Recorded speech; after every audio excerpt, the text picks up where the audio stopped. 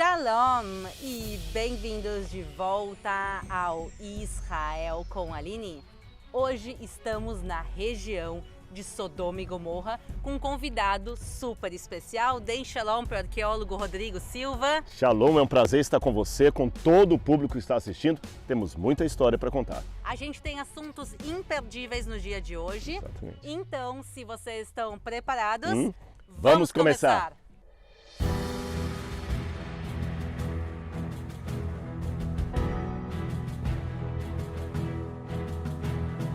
Pessoal, então hoje, como a gente falou, nós temos aqui um assunto polêmico, muito interessante, e a gente quer começar já sabendo onde é que nós estamos. Aline, que lugar é esse que o pessoal só está vendo um paredão de pedra? Aliás, você já está suja, eu também já estou sujo aqui. Deserto é assim, bom, já dei um spoiler que é deserto. Mas que deserto é esse aqui? É o deserto do Atacama, é o deserto do Saara? Onde nós estamos e que relação há com a história bíblica? Essa avalanche que eu estou criando aqui no deserto, a gente está agora no deserto da Judéia, mais especificamente na frente do Mar Morto, na região que se acredita ser Sodoma e Gomorra. Exatamente, na região. Nós ainda vamos trabalhar um pouquinho a questão do local da cidade, se dá para marcar com um X no mapa. Calma, fica com a gente até o final aí que tem muita coisa. E aproveitando o ensejo, Aline, antes da gente começar o nosso bate-papo, eu tenho um convite especial para fazer para as pessoas que estão conosco aqui. Se você ainda não é inscrito no canal Israel com a Aline ou no Rodrigo Silva Arqueologia, você está mais do que convidado a fazer parte dessa família aí. Então a pessoa tem que se inscrever no canal, ativar o sininho, ativem o sininho para vocês saberem cada vez que a gente lança Exatamente. um vídeo novo. E também, se vocês querem dar um agradecimento aos vídeos do canal, não esqueçam também de deixar o like. Exatamente, o like, ou como eles dizem aqui em Israel, o ahavit, né? Ahavit, eu gostei, eu amei. E é importante deixar um comentário também pra gente ler ali, não é isso? Então sim, pessoal, ajudem aí os nossos canais. Mas o pessoal veio aqui e está se perguntando por que a gente está sentado aqui no meio do deserto, no meio dessas pedras. Exatamente. Aliás, já que a gente está sentado aqui, vou começar com uma experiência. Vamos. Tá certo? Você em casa já viu terra pegando fogo?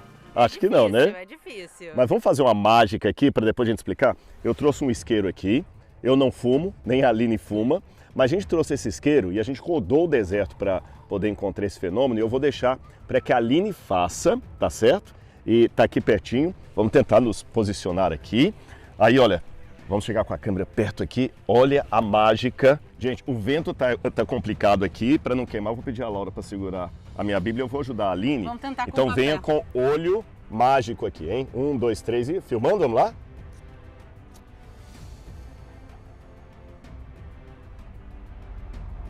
Olha lá, já tá pegando fogo na pedra. Realmente pegando fogo. Quer ver a prova que ela tá pegando fogo? Vou pegar desse lado aqui que não tem... Ó o fogo pegando no papel aqui, vocês estão vendo? Vai começar a pegar fogo, ó.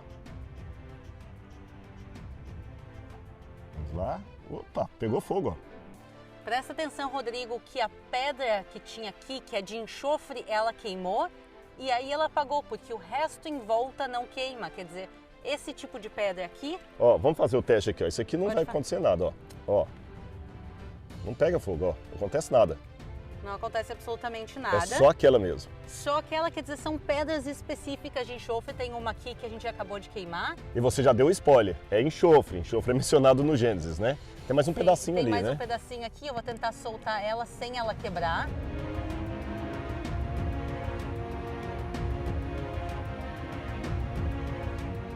Aqui a gente consegue ver claramente que ela está incrustada junto com outras. Aqui a gente conseguiu quebrar um pedacinho Ó, vamos ver dela. se a gente consegue queimar isso aqui só mais uma vez para o pessoal ver. Então vamos lá, vamos ver a mágica. Ó, também queima aqui, ó. Olha lá. Vejam que impressionante. A pedra, ela realmente desaparece.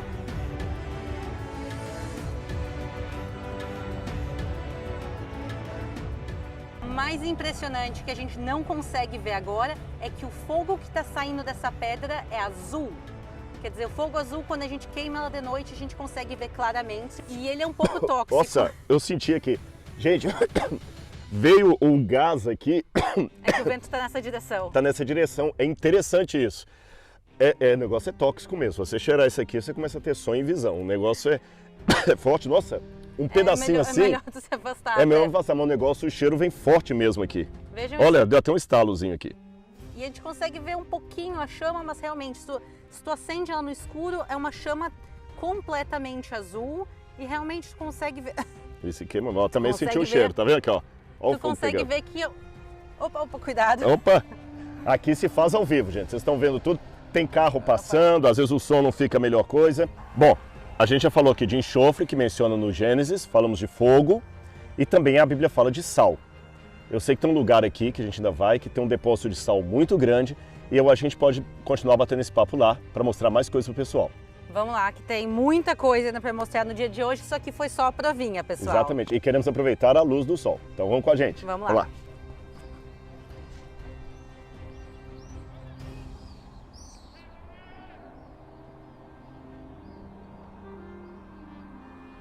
E aí, meus amigos, a Aline e eu viemos nessa parte aqui que eu sempre passo, às vezes aqui com os grupos, você também passa.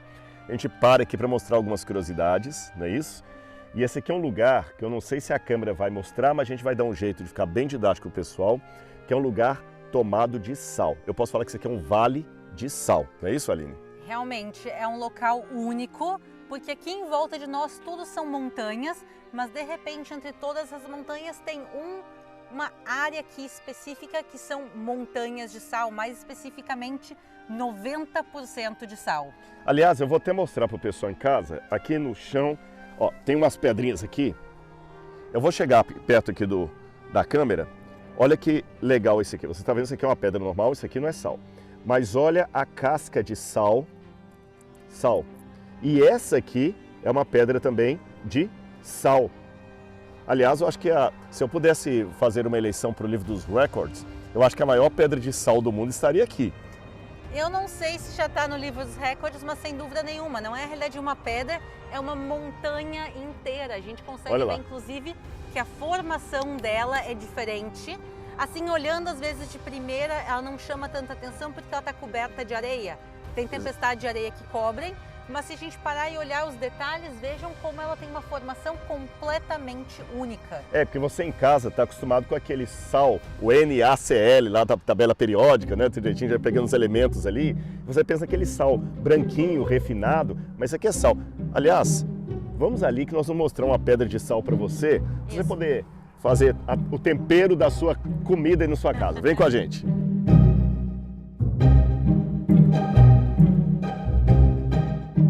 Aqui essa pedra é fenomenal. Isso aqui, pessoal, é tudo de sal puro. E a gente vai fazer agora o teste, né? Quer dizer, eu vou dar pro Rodrigo fazer o teste. Vejam aqui essa pedrinha. Ó, sabe como é que arqueólogo às vezes limpa a cerâmica? É botando a língua mesmo. Eu sei que pode achar nojento, mas o sal o negócio é muito salgado mesmo. Muito salgado. Então tá comprovado que isso aqui é realmente sal. Não, essa aqui é uma pedra de sal. Isso aqui não é uma pedra com sal, é de sal. Aliás, eu vou até assumir uma coisa, Aline, que em todo lugar do mundo, eu vou até aproveitar um parênteses aqui, tem o espírito de porco que vai e suja um lugar turístico. Gente, por favor, quando você visitar algum lugar, não suje. E aqui tem pessoas que jogaram sujeira, então vocês vão ver algumas coisinhas meio feias que a Aline não queria mostrar, porque mulher sempre é mais estética, mas é bom denunciar também aqueles que não sabem preservar. Mas por que eu quero mostrar? Porque a Linda está mais didático.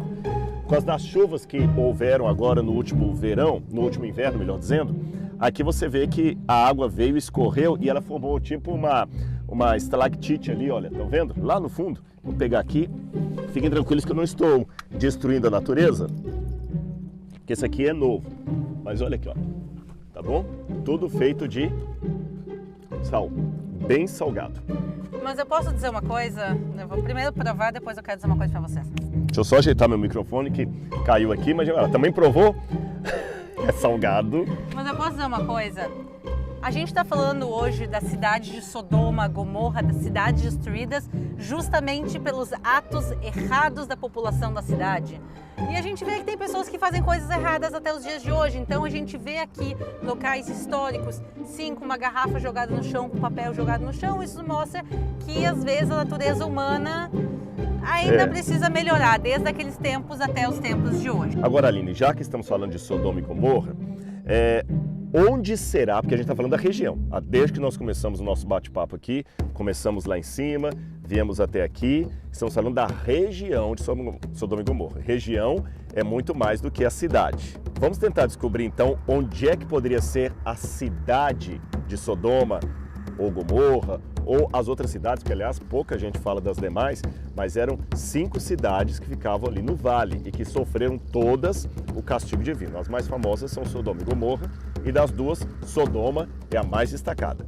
Sem dúvida nenhuma. Então, hoje em dia, tem 3 opiniões principais de onde podem ser essas cidades. Normalmente, todo mundo chama elas de Sodoma, mas onde podem ser uma dessas 5 cidades.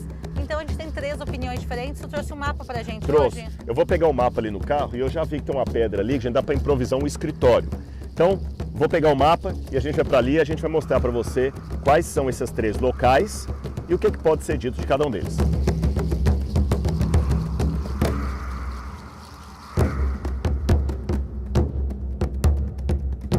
Então já peguei minha Bíblia, já peguei meu mapa e a gente vai improvisar aqui um escritório no meio do deserto, um escritório no meio das pedras de sal.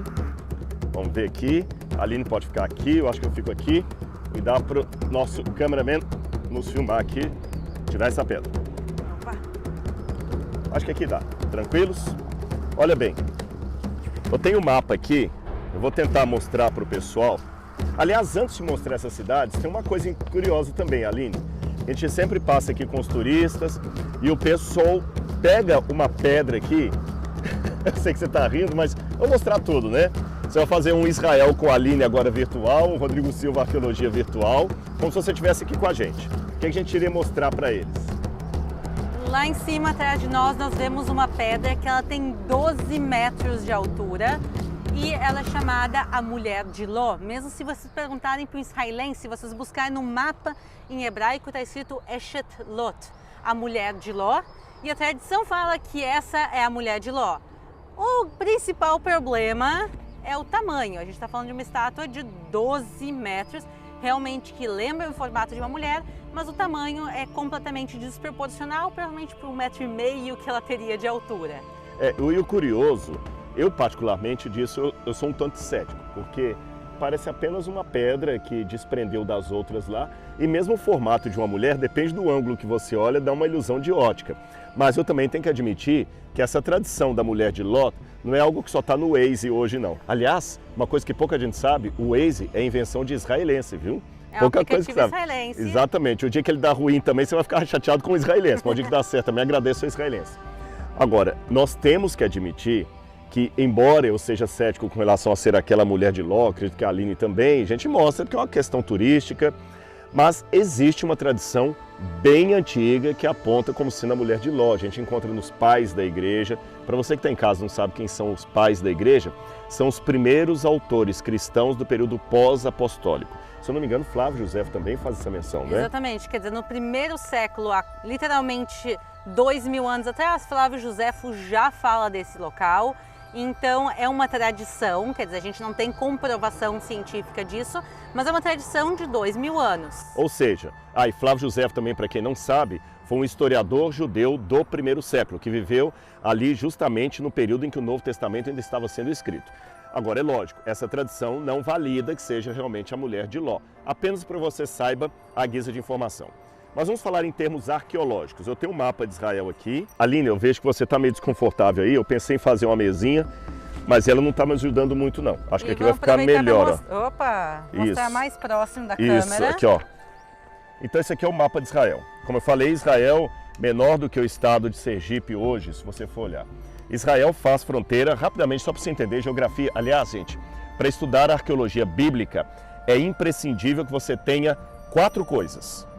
Conhecimento da cultura da época, para você entender as expressões idiomáticas, uma noção de mapa, geografia. Jesus saiu da cidade tal para tal, quantos quilômetros? Se aquilo está no Novo Testamento, é porque é importante, tá certo? Aliás, 80% da Bíblia Sagrada são usos e costumes, geografia, história e 20% que é doutrina. Então é importante você conhecer os 80%.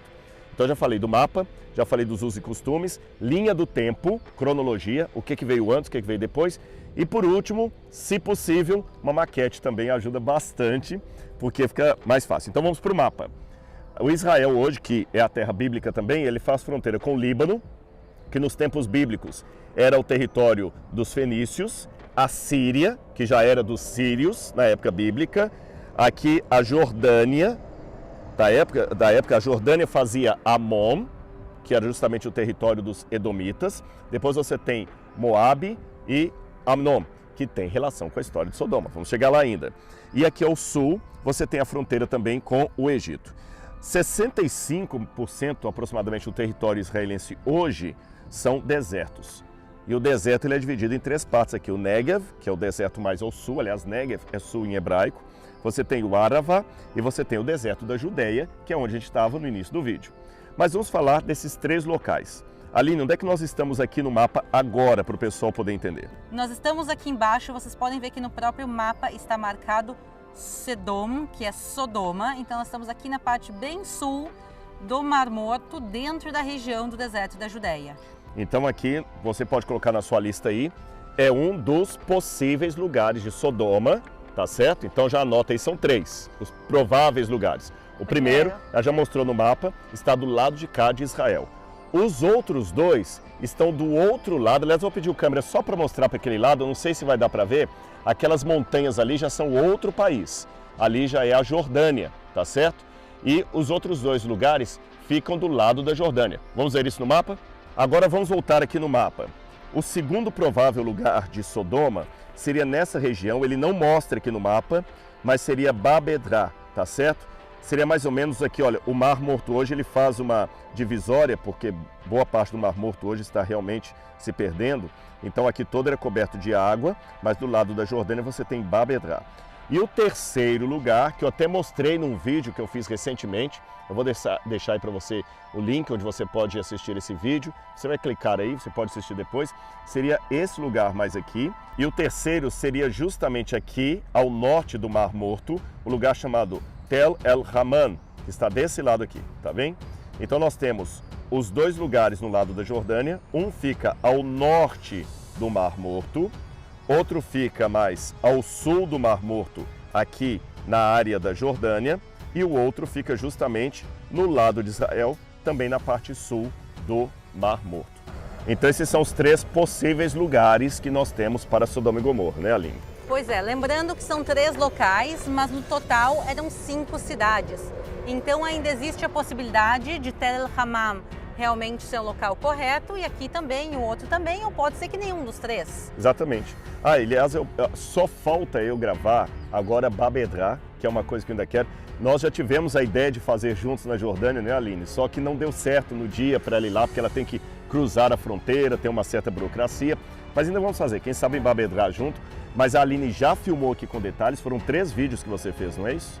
3 vídeos aqui, porque tem muita coisa para se mostrar. A gente vai mostrar um pouquinho hoje também desse local e a gente vai dar alguns argumentos de por que pode ser ou por que talvez não seja aqui. Então vamos mostrar para vocês as opções e cada um tira a sua conclusão. Exatamente. Em casa. E vamos deixar também o link dos outros vídeos que a Aline fez, caso alguém não tenha assistido. Então eu gravei em Tal El Haman. Por que eu estou falando às vezes Tal, às vezes Tel? Em hebraico, Tel significa colina, e em arqueologia é um nome técnico, uma colina de escombros, de antiguidades e tudo mais. Em árabe, a palavra é praticamente a mesma, Tal ou Tel, só que em hebraico, quando você faz apenas com Lamed ou com L, da nossa língua portuguesa, em árabe seria com 2 L's ou Tal. Então é a mesma coisa, não se preocupe com isso. Então você pode assistir os vídeos que a Aline fez com mais detalhes aqui, Tal El Haman, mas a gente vai conversar um pouquinho ainda sobre esse lugar. Só vamos ficar devendo para vocês Babedra. Agora, tem uma coisa na Bíblia que eu queria ler para o pessoal que coincide com isso que a Aline falou. De repente, esses 3 lugares não precisam ser totalmente excludentes. Por quê? Posso mostrar na Bíblia? Pode. Então vem comigo. Vamos ali atrás. Aliás, uma coisa que o pessoal pode ver de casa, eu falei que os turistas param aqui. Olha lá, 3 ônibus acabaram de chegar e o pessoal todo está ali fotografando e apontando a mulher de Ló, ou mulher famosa. Essa aí, viu, tá melhor do que a Shakira. Vamos para essa pedra aqui menor, que eu vou ler uma passagem da Bíblia. Mas eu posso dizer, interessante que a gente está caminhando, os nossos pés estão afundando aqui. Até o solo aqui é diferente. É diferente, é diferente. E pena que está bem sujo por causa da lama, mas a gente vê muita marca branca aqui, que é o sal que vai sendo lavado da pedra. Aline, segura por gentileza o mapa. Eu vou ler uma passagem da Bíblia aqui para vocês e vocês vão ver que interessante da destruição de Sodoma e Gomorra. Eu vou ler aqui para vocês exatamente Gênesis capítulo 19, versículo 25 em diante. Quando fala da destruição, diz ele quem? Hashem, Deus, ele destruiu aquelas cidades e toda a campina e todos os moradores da cidade e o que nascia na terra. Então a destruição não ficou vinculada apenas à cidade de Sodoma, Gomorra e as outras três. Foi toda a região foi afetada. Agora, quanto dessa região foi afetada e quanto não foi? Eu já coloquei a minha hipótese lá sobre Tal al-Haman e há duas dificuldades com Tal al-Haman. É a datação, porque ali a destruição coloca em 1650 antes da Era Comum, antes de Cristo, como alguns preferem, mas a cronologia ainda é um problema para os arqueólogos. O segundo problema com Tal al-Haman é que ela foi reconstruída e aparentemente a ira de Deus ia proibir qualquer reconstrução. A favor de Tal al-Haman, você vai ver no meu vídeo lá, as pedras realmente derretidas, tem presença de enxofre também em menor quantidade do que aqui. A cidade tem uma camada de cinza dessa altura, no período do bronze. Então, existe uma cidade. Esses são os pontos fortes e fracos. Aliás, tem mais um ponto forte em relação a Tal al-Haman, que o fato de estar ao norte está mais perto de Ai e Betel em relação à geografia de Sodoma.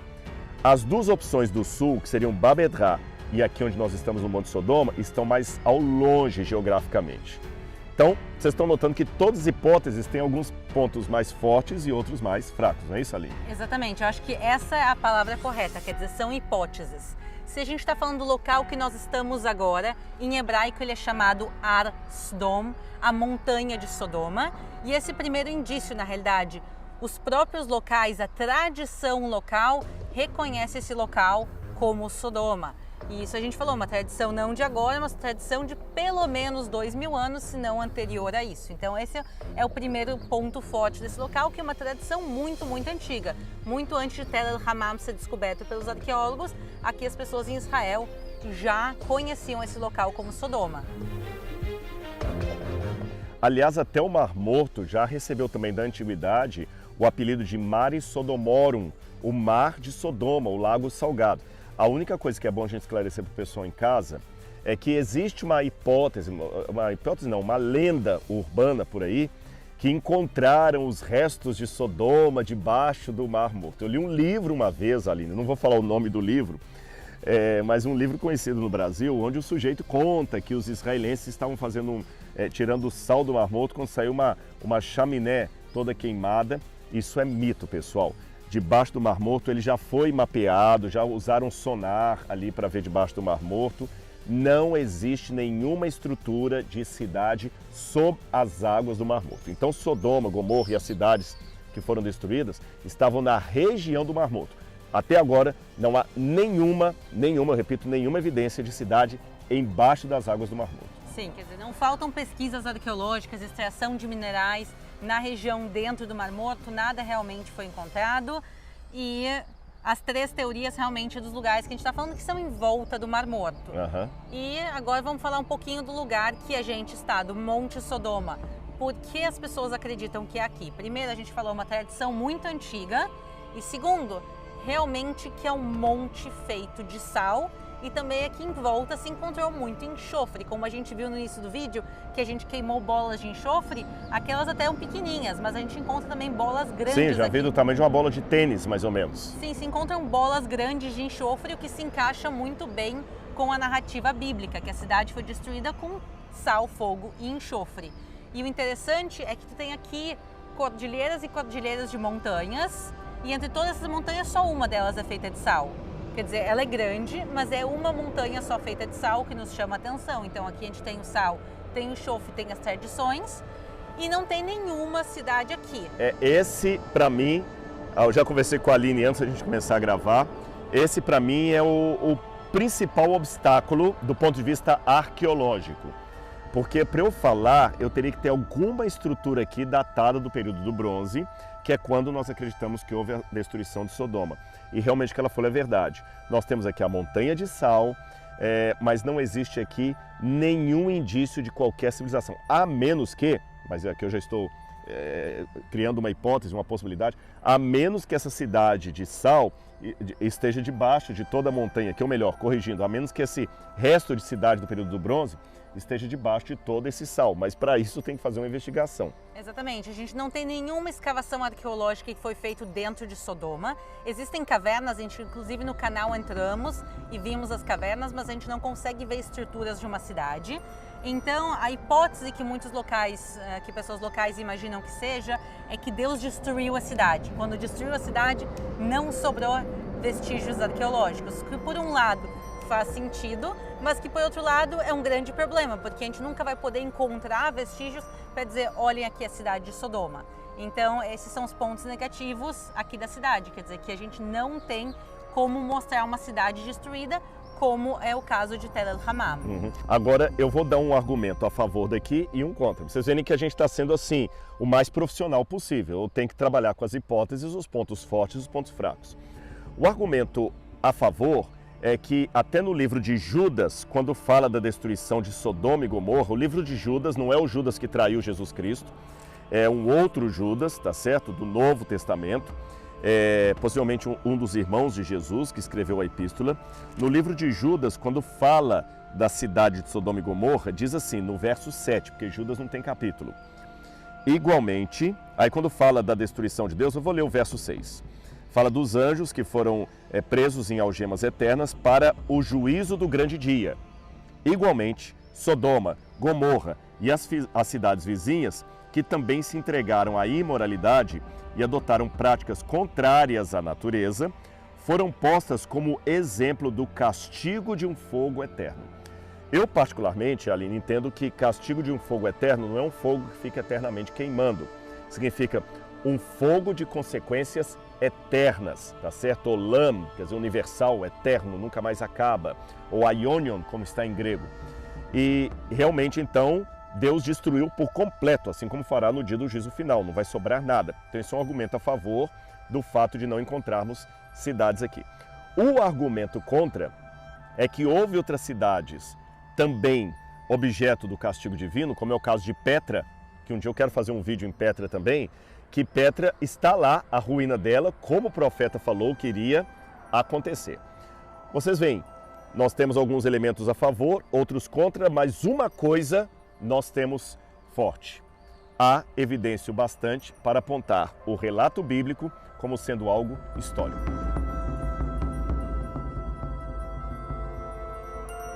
Exatamente, tão histórico que inclusive a gente tem mais de uma opção para preencher a possibilidade dessas 5 cidades. E eu acho isso bonito da arqueologia aqui em Israel, que a gente pode visitar os locais e começar a entender mais profundamente a Bíblia. E entender talvez as consequências, como tu estava lendo agora no livro de Judas, da imoralidade dessa população, justamente aqui o castigo da imoralidade. E quando a gente viaja aqui, por mais que agora a gente não esteja no verão e esteja no final do dia, aqui é um clima tão extremo e por mais, independente desses 3 locais, exatamente qual deles seja Sodoma ou sejam essas 5 cidades, tu consegue aqui sentir o extremo que é esse local, quer dizer, tu tem o Mar Morto, que é o local com tanto sal, 33% de sal na água, que é o limite, tu chega a boiar na água, não tem vida dentro do Mar Morto. Aqui nessa região tem dias no ano que chegam a 50 graus, praticamente não chove, quer dizer, tu está num local tão extremo e a gente às vezes se pergunta por que esse local é tão extremo, se a gente tem locais tão bonitos e tranquilos como a Galileia, de repente a gente chega aqui, o local mais profundo do mundo, com tantos fenômenos extremos, montanhas feitas de sal, e talvez isso realmente reflita a ira que Deus tinha contra essas cidades e a imoralidade delas. Agora, Aline, aproveitando, nós estamos num momento aqui, pessoal, que na TV nós chamamos de luz mágica, tá certo? Aqui agora o sol está quase se pondo, e esse momento é muito bonito de gravar, mas daqui a pouquinho nós vamos perder essa luz. E eu vi nos seus vídeos que você filmou cavernas lindas aqui dentro, até com rapel. Não vai dar pra gente ir nesses lugares, mas só para o pessoal pode assistir os vídeos da Aline depois, onde ela filmou ali. Mas só para o pessoal ter um gostinho, será que a gente consegue ir pelo menos em alguma caverna aqui para mostrar pelo menos um pedacinho? Vamos, vou te levar para dentro de Sodoma, pessoal. Vamos então, entrar vamos dentro lá com a gente. da barriga de Sodoma. Tá bom? Vem com a gente.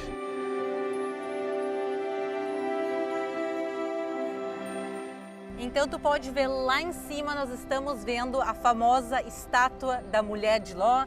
Se é ou não, aí já é uma outra discussão. Aqui já não parece mais com a mulher, né? A gente tá vendo que já tá bem diferente, mas deixa para cada um decidir. Mas o que a gente vai fazer, pessoal, para vocês decidirem, a gente vai agora juntos entrar na caverna. Quer entregar para Laura a Bíblia? Aqui para a gente poder entrar lá, já lemos a Bíblia. Eu não acho uma boa ideia entrar em Sodoma com uma Bíblia. É verdade. Então vamos conhecer lá dentro. Vamos ver como é que é.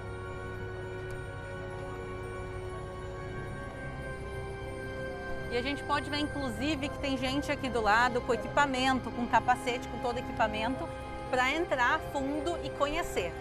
Agora, pessoal, vou perguntar para o Rodrigo, ele nunca esteve aqui. O que tu está sentindo aqui agora? Parece que você está entrando num refrigerador, porque a temperatura cai exponencialmente. Exatamente, pessoal. Aqui tu tem uma temperatura, tu dá 2, 3 passos para dentro, a temperatura cai alguns graus. É realmente um fenômeno. E a diferença é muito brusca. É muito brusca, quer dizer, literalmente no momento que a gente entra, mas vamos entrar mais, tu vai sentir ainda mais isso. E aqui o que a gente está vendo, na realidade, é a caverna, que ela é toda feita de sal. Olha aqui. Infelizmente tem aqui um escrito, mas toda... Não é escrito arqueológico. Ó, não é antigo, mas aqui, ó, deixa eu dar uma limpada. É sal coberto com areia, então às vezes até se disfarça esse local. Mas tudo aqui é simplesmente uma caverna gigantesca de sal, uma coisa que realmente nem parece natural. Vamos entrar mais ao fundo? Vamos para lá.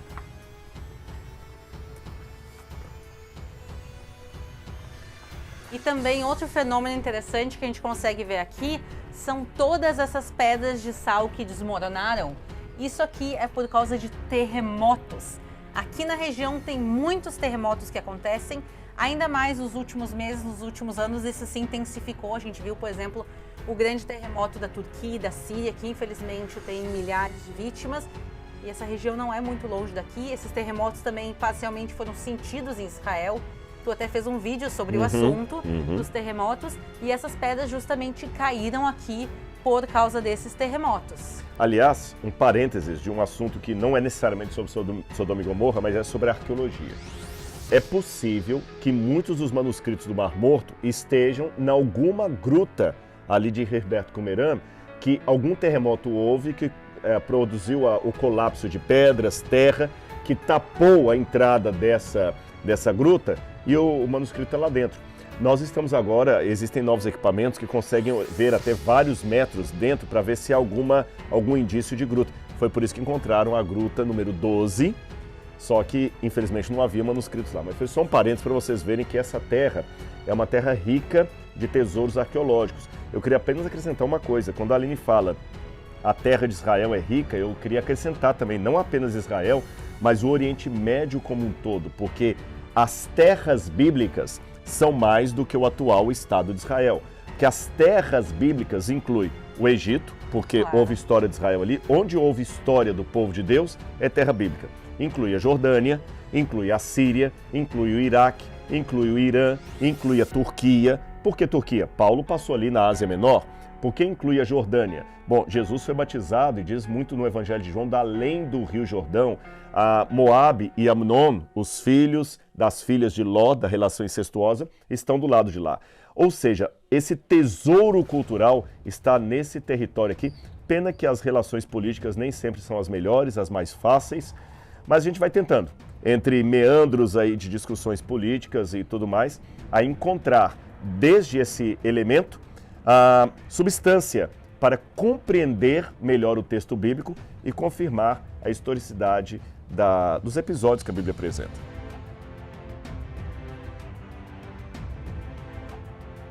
Eu ainda estou um pouco preocupado com a luz. Vamos ver o que dá para mostrar aqui ainda, Aline, porque o tempo realmente está agora, a luz está caindo. Mas consegue ver claramente aqui os blocos de sal que vão se descolando. Olha que interessante, se ele conseguir filmar mais de perto aqui, olha as camadas. Olha as camadas de sal aqui, olha, é muito legal. Um geólogo, é lógico, ia dar uma aula sobre isso aqui, nem eu nem a Aline não somos geólogos, mas é muito interessante ver as camadas que há nesse lugar aqui. Tudo isso é sal. As pessoas costumam entrar aqui para fazer algum tipo de esporte radical?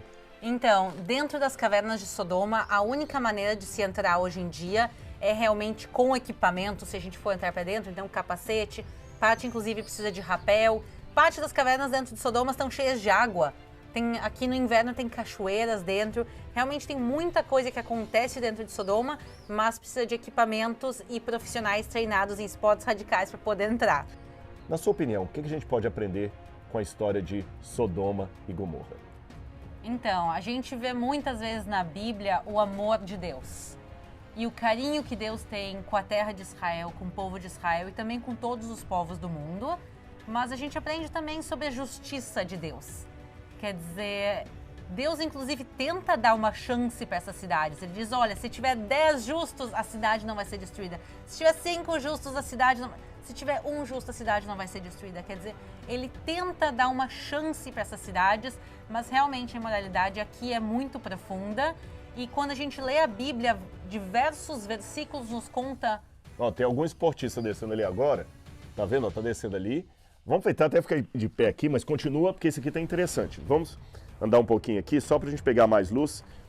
Deus ama o seu povo, mas ele também é justo, você estava dizendo. Então, quer dizer... A gente vê isso na Bíblia, a gente vê que Deus tenta dar várias chances para o pessoal, mas a gente vê também na Bíblia que não foi um pecado que a cidade cometeu, foram vários e vários e vários problemas. Desde desrespeito aos imigrantes, quer dizer, eles fazem tantas coisas erradas que no final Deus decide, ok, aqui no final a justiça vai ser mais forte e por isso Deus vai condenar essas cidades. Mas a gente vê também que é uma justiça específica. Deus, nesse caso, não destrói todo Israel, ele destrói as 5 cidades, ele deixa Ló e sua família saírem. E então, no final das contas, Deus é amor, mas também é justiça. Isso é muito importante, porque numa época pós-moderna, numa sociedade líquida, como dizia Bauman, que aliás era judeu, em que é proibido proibir, onde as relações são líquidas, onde os valores morais são líquidos, nós temos que pegar essa história e ver o que ela significa para nós. Sabe por quê, Aline e todo mundo que está assistindo a gente? De todos os livros sagrados que há no mundo, Bhagavad Gita, Alcorão, Livro dos Vedas, Mahabharata, os livros hindus, o Tao Te Ching, não importa qual livro religioso esteja no mundo, o único livro religioso dentre todos que demanda uma historicidade para confirmar a sua teologia é a Bíblia Sagrada. Se você estiver lendo o Bhagavad Gita e descobrir que Arjuna não existiu, nem Krishna, não faz diferença nenhuma, mas a Bíblia se assenta sobre uma história real. E se essa história é real, a teologia que está sobre essa história também o será. Se a história de Sodoma e Gomorra for real, como tudo está indicando que foi, então, meu amigo, Deus ama muito você. Eu poderia dizer que Deus está mais interessado em nos salvar do que uma mãe de tirar um filho de uma casa pegando fogo. A Aline tem um bebê lindo, o Yair. Então imagina, Aline, você que é mãe, o Yair dentro de uma casa em chamas. Você vira uma leoa para tirar o seu filho de lá. Eu acho que é esse mesmo ímpeto, ou talvez algo maior do que isso, é a iniciativa divina de salvar o ser humano. Ele quer nos resgatar do mal, da destruição. Mas se nós insistirmos em ir para lá, apesar desse amor, ele deixará. Deus é amor, mas é justiça. Então não brinque com o Todo-Poderoso. Bom, nós vamos ficando por aqui. Eu espero que o pessoal tenha gostado. Assistam lá o meu vídeo sobre Tal al-Haman. Assista os outros vídeos da Aline aqui. Deixe o seu comentário no Rodrigo Silva Arqueologia, também no Israel com Aline. E sempre você está com a gente, não é isso? Exatamente. Então um beijo a todos. Espero que vocês tenham gostado. Deixe nos comentários o que vocês acharam dessas teorias. Qual teoria soa mais interessante para vocês? E a gente se vê aqui na próxima. Exatamente. Um grande abraço. Tchau, tchau. Shalom.